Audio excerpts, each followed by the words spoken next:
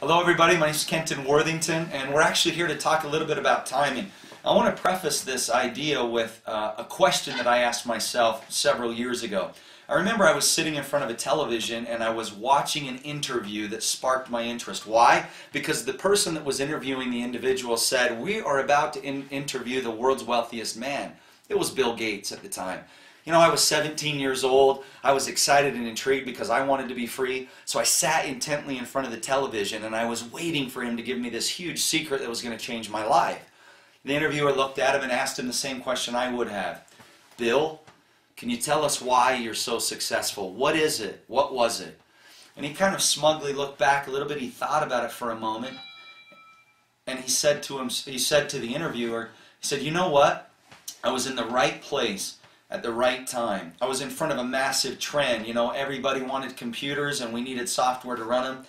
And, you know, it was really incredible." And then he said something I'll never forget. He looked back, he looked at the interview and he said, "And you know what? It'll never happen again that way." I thought, are you kidding me? Hold on. Okay, so you're telling me that you got to be in the right place at the right time. And he said, and we took massive action, but it's over. And I thought, will I ever see this again? So I spent most of my life walking around looking, trying to be in the right place at the right time. See, timing, I think you would agree with me, is everything in life and business, relationships, and all sorts of things that we could talk about. So one morning I was standing in the shower and I was thinking to myself, what is timing really?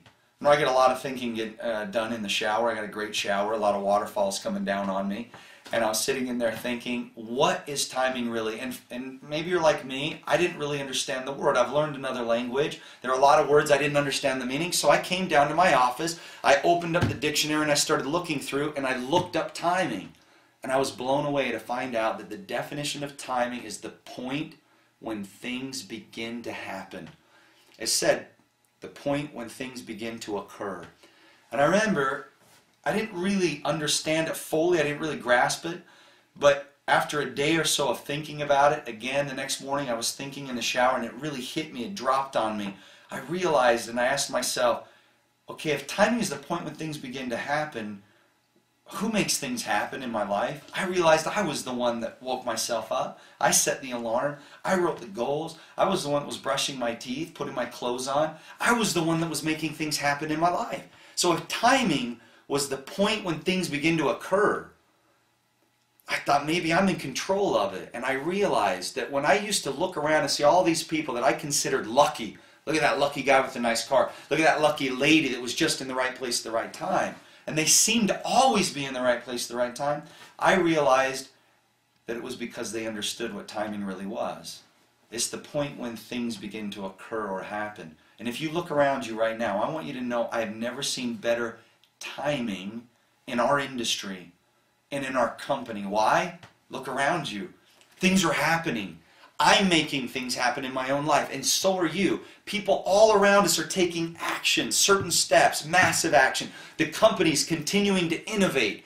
They've expanded globally. We've got 60 countries that we're going to open in the next 10 or 20 years. There's more work here for you and I to do in a lifetime. I can't do it all. Timing, I've never seen anything like this. Why? Because things are happening.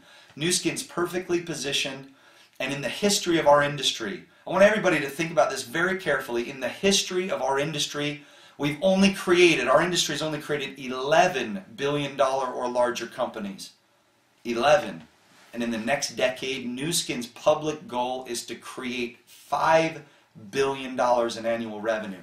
That means for you and I that we're positioned in front of one of the largest growth phases in the history of our company and our industry. Timing's never been better. It's all up to you and I. Remember what Webster said, it's the point when things begin to happen. And you and I can make things happen, and I know you can.